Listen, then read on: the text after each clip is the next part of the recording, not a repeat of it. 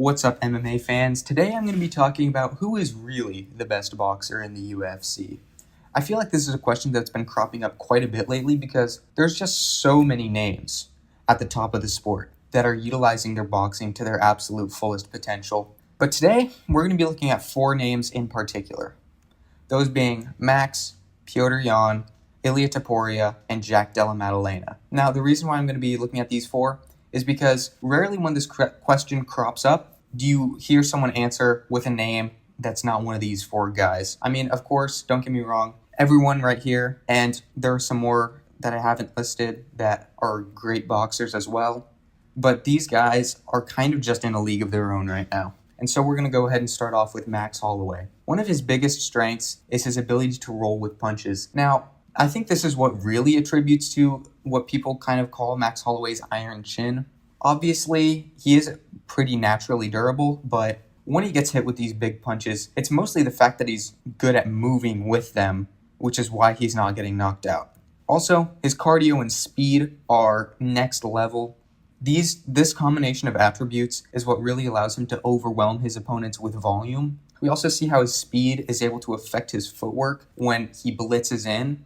In the sequence against Dustin Poirier, he steps in with a right hand and then brings his back leg forward to widen his stance in order to land the left, and then steps even further into range with a 1-2 to catch Poirier as he tries to exit the pocket. We also see how his speed and footwork affect his counters, because Max Holloway tends to counter in 2 main ways. Either first, he slides out of range and then fires back, or he catches you as you're coming in, like he does right here against Ilia Topuria, and then slides out of the way of the follow-up shots. Now let's look at Max Holloway's weaknesses. One of his biggest weaknesses is his lack of a guard. Because he relies so much on his footwork and his ability to roll shots to defend himself, he doesn't really use his hands to block punches very often. In the sequence against Ilia Topuria in the 3rd round, right before he gets knocked out, Ilia steps in and Max Holloway just tries to step out of range. And because he stance switches as he's moving away, he's not able to roll with the punch, and that's why Ilia is able to land on him so cleanly. We also see this happen in the Justin Gaethje fight when Gaethje drops him. Gaethje grabs him by the side of the head, which prevents him from being able to roll the punch. And then, even though Max Holloway tries to move with it, Gaethje just cracks him right over the temple, and he loses his balance and he goes down. Next, with his lack of power, that's not necessarily because Max Holloway's just naturally weak or anything like that, but just because Max Holloway doesn't tend to strike to knock people out. He tends to sacrifice power for speed. Of course, when he puts all of his body weight into his punches, he can absolutely knock someone out. It's just not how he tends to strike most of the time, especially at range. But next, let's look at Petr Yan. One of his biggest strengths, or I guess 2 of his biggest strengths, are his guard and his counters. He uses them together in a really impressive way. We can see this in the Sean O'Malley fight a lot. In this sequence in particular, Sean O'Malley steps in with the left hand, Petr Yan catches it on his guard, and then fires over the top with a right hook, or I guess a bit of a right overhand. O'Malley then tries to throw a 1-2, which grazes Yan, and Yan fires another counter, this time the left hook, that lands clean on O'Malley's chin. Petr Yan also has really good fundamentals and shot selection.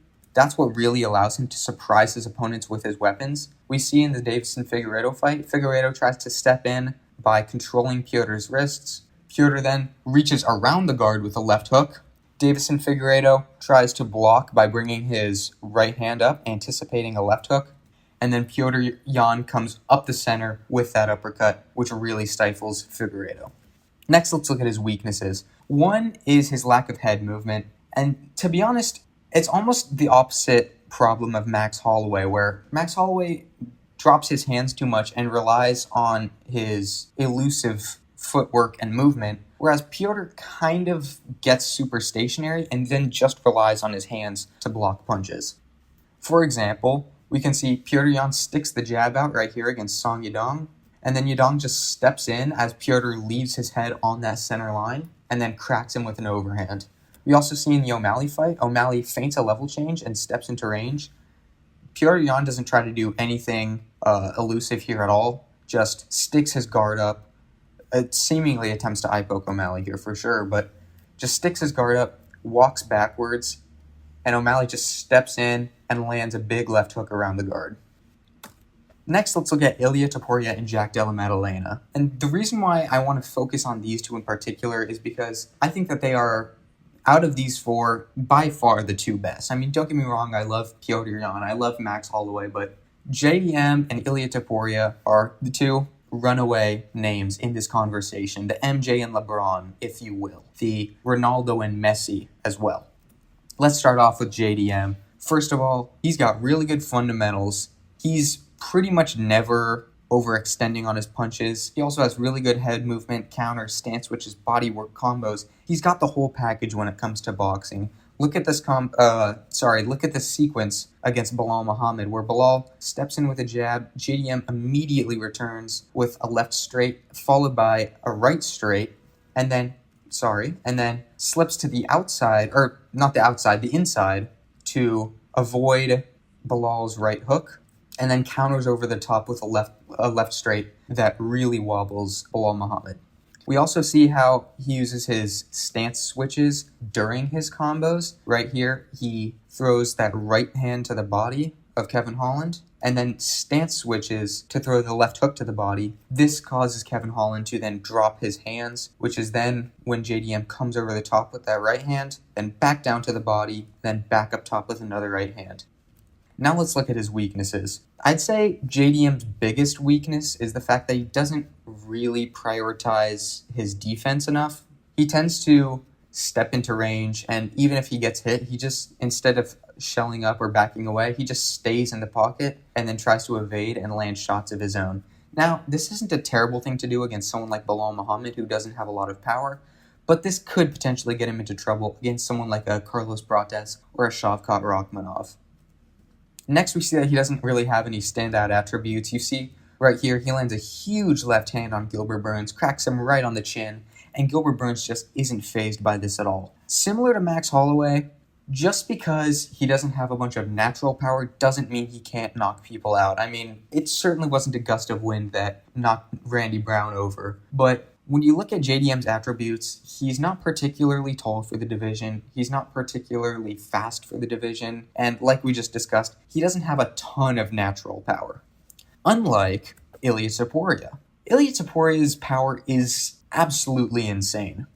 And what really makes him so powerful is his speed, precision, and timing. I mean, we look right here, Ilia Topuria was on the back foot in this sequence, and then as soon as Charles tries to step in, Ilia immediately shifts all of his weight onto the front foot and just blasts Charles right on the chin with this shot. And that's what really makes him so devastating, his ability to land right on the chin. We saw him do it against Max, we saw him do it against Volk, and obviously we saw him do it against Charles. And he just leaves his opponents out cold. It is crazy what he is able to do with his punches.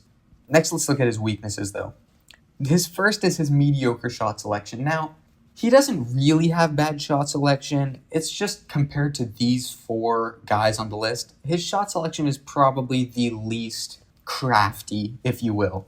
You see him in the sequence against Volk right before he knocks him out. He throws that right hand to the body, which grazes his back, and then a left hook that's blocked by Volk's guard, and then he just completely whiffs this right hand right here. I feel like a lot of the times when he's in the pocket and he just starts swinging, it's less about picking his shots and more about just kind of throwing everything, because the truth is, if one of them lands, that's really all he needs. There's another sequence in the Holloway fight right before Holloway gets knocked out where Ilia throws 13 hooks against Max Holloway, and pretty much none of them land except one or two. All of the others are either shoulder rolled or blocked by Holloway.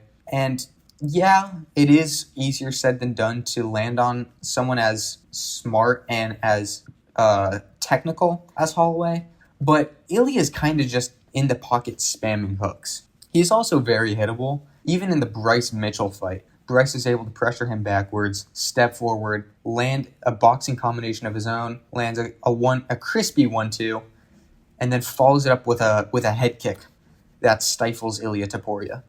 Last but not least, Ilia is very short. He was short for featherweight, and now he's short for lightweight. compared to everyone else on this list, for his weight class, he is probably the shortest. And that is the one thing that's kind of making Ilya take a little bit of extra time to beat his opponents, even though, it's really not taking him much time in the first place. But the reason why someone like Max Holloway is able to sit on the outside and land counters for 2 rounds is because Ilya is just shorter and he has a bit of trouble closing the distance sometimes. So that leaves us with the ultimate question of who is the best boxer in the UFC. And me personally, I think that JDM is way more skilled than Ilia Topuria. And it makes sense. He kind of has to be.